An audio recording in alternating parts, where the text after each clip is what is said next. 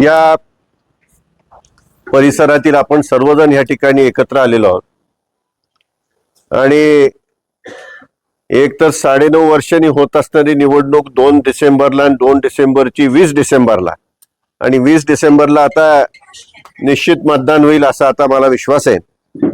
आणि या आपल्या बैठकी करता या ठिकाणी आवर्जून उपस्थित असलेले फलटण नगरपालिकेचे माजी नगराध्यक्ष PM आबा गुंजवटे, त्याचप्रमाणे माजी नगरसेवक चंदू तात्या शिंदे, आत्ता नानासाहेब युवरेज यांनी आता आपले विचार आपणासमोर या ठिकाणी व्यक्त केले। त्याचबरोबर सर्व उमेदवार देखील या ठिकाणी आपल्या हे 2 प्रभागी जरा जवळजवळ असल्यामुळे या ठिकाणी एकत्रित आलेले आहेत। त्याचप्रमाणे मोदोजी हायस्कूलची हॉकीपटू कुमारी चोरमले, त्यांचंही सुरुवातीलाच मी या ठिकाणी मनापासून अभिनंदन करतो। मोदोजी हायस्कूलचा मला वाटतं संघ हा महाराष्ट्रामध्ये विजेता संघ ठरला आणि त्यापैकी जवळपास 5 ते 6 आज महाराष्ट्राच्या त्या ठिकाणी संघामध्ये त्यांचा समावेश झालेला आहे। त्यांचं मनापासून अभिनंदन। आपण एकत्रित आलो ते खऱ्या अर्थाने 20 तारखेला होणाऱ्या निवडणुकीसाठी। सर्वप्रथम आपणा सर्वांचंच विशेष करून मोठ्या संख्येने या ठिकाणी महिला वर्ग उपस्थित आहे, त्यांचे आभार मानतो। आपल्या सर्वांचे आभार मानतो की आपण मोठ्या संख्येने, थोडीशी थंडीची लाट आहे असं म्हटलं तरी चुकीचं ठरणार नाही, तरी आपण सर्वजण उपस्थित आहात। या निवडणुकीला सामोरं जात असताना फलटणच्या एकंदरीत सर्वच परिस्थितीला, म्हणजे मी केवळ राजकारण म्हणत नाही, सर्वच परिस्थितीला, राजकारण तर आहेच आहे, समाजकारण आहे, त्या ठिकाणी दैनंदिन आपलं जीवन आहे, याला सर्वालाच कलाटणी देणारी ही निवडणूक आहे हे लक्षात घेण्याची आवश्यकता आहे। इतर वेळी आपण निवडणुकांकडे पाहत असतो, परंतु त्यावेळेला एवढा विचार करण्याची आवश्यकता नसते, पण मात्र या निवडणुकीला सामोरं जात असताना त्या ठिकाणी निश्चित आपल्याला विचार करूनच या निवडणुकीला मतदान करावं लागणार आहे।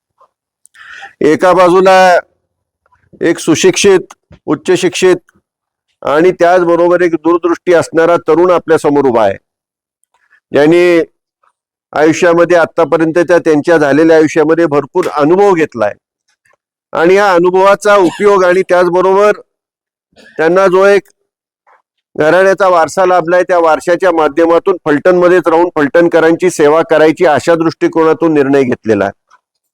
गेल्या अनेक पिढ्यांपासून आमचं कुटुंब तुमच्या नेहमीच बरोबर आहे।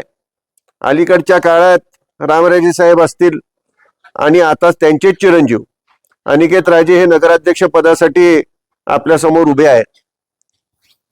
मग या चांगल्या अशा तरुण नेतृत्वाला, त्या ठिकाणी उदयनमुख अशा नेतृत्वाला त्या ठिकाणी आपण सहकार्य करणार आहात का नाही, हा 20 तारखेला आपल्याला निर्णय करायचा। हे नेतृत्व उदयाला आणायचं का आणायचं नाही, हा आपल्याला 20 तारखेला निर्णय करायचा। आणि त्या दृष्टीने मला आपल्याला विनंती आहे की खऱ्या अर्थाने नगरपालिका हे शहर, ह्या शहराला लाभलेला सांस्कृतिक वारसा, सुसंस्कृतपणा हा आपल्याला टिकवायचा का टिकवायचा नाही, हा निर्णय आपल्याला 20 तारखेला करायचा। आणि म्हणून मला आपल्याला विनंती करायची आहे, एक वेगळं शहर आहे। विकासाच्या दृष्टिकोनातून गेल्या 30 वर्षात काय झालं म्हणणं सोपं असतं, परंतु अनेक शहरांमध्ये पाण्याची अडचण असते, फलटणला कधी पाण्याची अडचण नसते। म्हणजे काहीतरी झाल्याखेरीज ही पाण्याची अडचण दूर झालेली आहे। कशामुळे झाली आहे? रामराजे असताना त्यांनी जो एक मोठा स्टोरेज टँक त्या ठिकाणी निर्माण केला आणि त्याच्या माध्यमातून जवळपास 3 महिने पाणी पुरवलं, एवढा मोठा स्टोरेज टँक, आणि त्याच्या माध्यमातून फलटणला कधीही पाण्याची अडचण त्यामुळे जाणवत नाही। असा कुठला तालुका आहे की ज्या तालुक्यामध्ये 3 कालवे आले, एक पूर्वी आलेले, आता 2 आले, रामरायांच्या माध्यमातून 2 कालवे एक डोंबलकवडीचा पूर्ण झाला, दुसरा येऊ पाहतोय, आणि पूर्णपणे तालुका ओलिता खाली गेलाय, असा कुठला तालुका तुम्हाला पाहायला मिळेल? औद्योगिकरण कमींसारखा एक मोठा उद्योग आलाय, कितीतरी आज फलटण मधील आजूबाजूच्या परिसरातील त्या ठिकाणी रोजगार निर्माणाची संधी त्या ठिकाणी त्यांना मिळालेली आहे। हे सर्व होत असताना ह्या शहरातली सुरक्षितता आणि शांतता ही अबाधित ठेवण्याचं काम सुद्धा त्या ठिकाणी रामरायांच्या नेतृत्वाच्या माध्यमातून फलटण शहरामध्ये घडलंच हे आपल्याला कबूलच करावं लागेल. आणि त्यामुळे मी म्हणतोय की 20 तारखेला जी मतदान होणार आहे ते फार महत्वाचं आहे.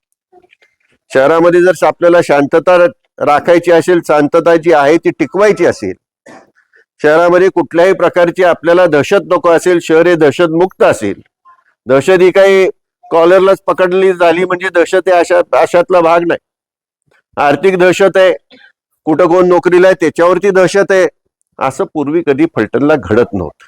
विरोधक काय नव्हते, विरोधक होतेच की, आम्हालाही विरोधक होते, पण कुठल्या विरोधकाला असं कोपऱ्यात गाठून त्याला विनाकारण त्रास दिलाय असं दादासाहेब कधी घडले?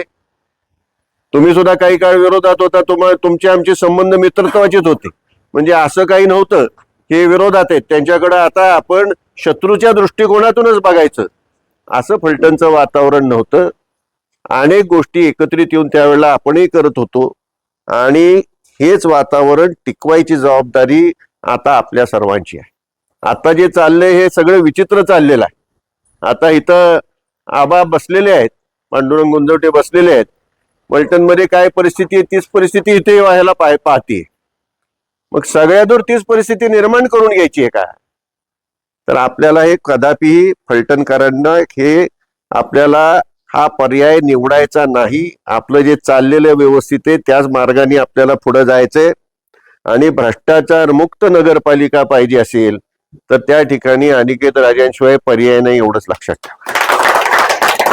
एखादं काम कमी होईल परंतु नगरपालिकेमध्ये त्या ठिकाणी टक्केवारीचं भ्रष्टाचार 100% नसेल अशी ग्वाही मी त्यांच्या वतीने या ठिकाणी देऊ शकतो.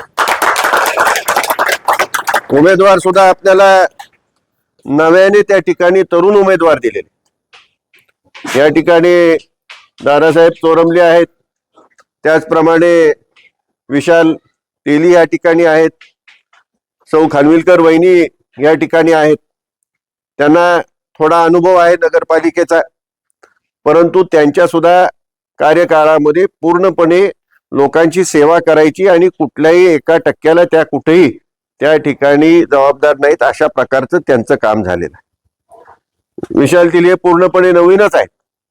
या ठिकाणी युवराज निकम आहेत, त्यांच्या सुविध पत्नी आहेत, त्या सुद्धा नवीनच आहेत, तरुण आहेत.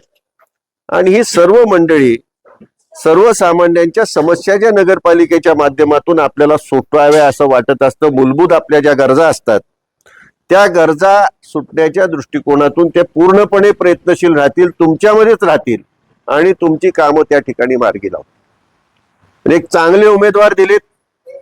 नगराध्यक्ष अनिकेत राजे झाले आणि खाली जर त्या ठिकाणी बहुमत नसेल तर काम करणं अवघड होतं. त्यामुळं कुठं कुणाला पकडायचंय आणि कुठं कुणाला गाळायचंय आता कृपा करून त्याच्यामध्ये न जाता पॅनल टू पॅनल सर्वच्या सर्व धनुष्यबाण आणि दुसरा तिसरा विचार त्या ठिकाणी करू नका, एवढीच विनंती करतो. अनेकांचं मत आहे आम्हाला नगराध्यक्ष अनिकेत राजे मान्य आहेत, परंतु हा उमेदवाराबद्दल थोडी आमची वेगळी भूमिका राहील, कृपा करून तसं करू नका. त्या ठिकाणी बहुमत नसेल तर अनिकेत राजे काम कसं करणार? बहुमत हे मिळायलाच पाहिजे आणि बहुमतासाठी प्रत्येक उमेदवार हा आपला निवडून आला पाहिजे. त्या ठिकाणी रामराजे उभेत, आम्ही उभे, त्या उमेदवाराकडे न बघता त्या ठिकाणी मतदान करा. पण तुम्हाला ही ग्वाही देतो की हे उमेदवार तुम्हाला कुठं कमी पडणार नाहीत. दादासाहेबांना चांगला अनुभव आहे. त्यांच्या सुविध पत्नी त्या सौ वैशालीताई चोरमले नगरसेविका होत्या, पण बरचसं काम दादासाहेब बघत होते आणि आता ते स्वतःच आहेत. त्यामुळे अत्यंत तडफेने काम करणारी ही सर्व मंडळी आहेत आणि ते निश्चितपणे या संपूर्ण परिसरामध्ये चांगल्या प्रकारची कामं करतील. आणि त्याहीपेक्षा महत्वाचं मी पुन्हा तेच सांगतोय की फलटणची शांतता आपल्याला ठेवायची असेल, फलटणची आपल्याला एकंदरीत लाभलेला वारसा टिकवायचा असेल, फलटणची अस्मिता आपल्याला राखायची असेल तर अनिकेत राजांशिवाय पर्याय नाही, हेच लक्षात घेण्याची आवश्यकता. आणि म्हणूनच रामराजांसाठी आम्हा सर्वांसाठी आपण अनिकेत राजे आणि ह्या सर्व उमेदवारांना चांगल्या मताधिक्याने आपण विजयी करावं एवढीच विनंती करतो. आपण स्वतःहून त्या ठिकाणी चर्चेतून काही आपले उमेदवार पुढे आले, त्याप्रमाणे विशाल तेलींचं नाव पुढे आलं. आता अनेक जण इच्छुक होते, इच्छुक नव्हते अशातला भाग नाही, तेही तेवढेच तुल्यबळ होते, ते काही कमी होते अशातलाही भाग नाही. किंबहुना काहींची उमेदवारी त्या ठिकाणी दिली असताना अधिक ती परिणामकारक त्या ठिकाणी ठरू शकली असती. परंतु तरी सुद्धा एकदा निर्णय झाल्यानंतर त्या निर्णयाच्या पाठीशी उभं राहण्याची आवश्यकता असते. आणि असे अनेकांनी अत्यंत समजूतदारपणे त्या ठिकाणी भूमिका घेतली. त्या ठिकाणी आमचे किशोर भैया सुद्धा आहेत, त्यांनी सुद्धा त्यांच्या वॉर्डमध्ये अत्यंत उत्तम काम केलं होतं. आता प्रभाग नंबर तो 4 आहे. त्याचबरोबर इथं अनेक इच्छुक होते, आमचे अमर पिसाळ होते, अनेक होते. या ठिकाणी योगेश शिंदे होते. त्यांनीच वास्तविक आजची ही या ठिकाणी आपली ही कोपरा सभा आयोजित केली आणि अत्यंत मोठ्या मनाने निर्णय झाल्यानंतर त्या ठिकाणी अनिकेत रायना नगराध्यक्ष करायचे, आपले सगळे उमेदवार निवडून आणायचे, ह्या भूमिकेमधून त्यांनी जो पाठिंबा व्यक्त केला याबद्दल त्यांचे मनापासून आभार मानतो. शेवटी कोणाचं त्यातून नाव राहिलं असलं तर माफ करा, परंतु अनेक होते की ज्यांची मागणी होती की आम्हाला उमेदवारी मिळावी, ती काही चुकीची होती अशातला अजिबात भाग नाही. मांढरे सुद्धा त्या ठिकाणी आपल्यामध्ये होते. आणि हे सर्व होत असताना आता जी काय प्राप्त परिस्थिती आहे त्यानुसार आपल्याला आपला प्रत्येक उमेदवार हा निवडून आणायचा आहे. आणि त्याकरता आता अंग झाडून आज 12 तारीखे 20 तारखेला मतदाने, आजचा दिवस संपलेलाच आहे, म्हणजे 7च दिवस आता मिळतात, उद्यापासून 7च दिवस. त्यामुळे आता सर्वांची आपली जबाबदारी आहे की चांगल्या मताधिक्याने हे सर्वच्या सर्व उमेदवार कसे निवडून येतील अशा दृष्टीने आपण सर्वांनी कामाला लागावं. कोणाबद्दल काही त्या ठिकाणी रोष असेल तो आता बाजूला ठेवून केवळ शिवसेना पक्षामध्ये आपण गेलोय.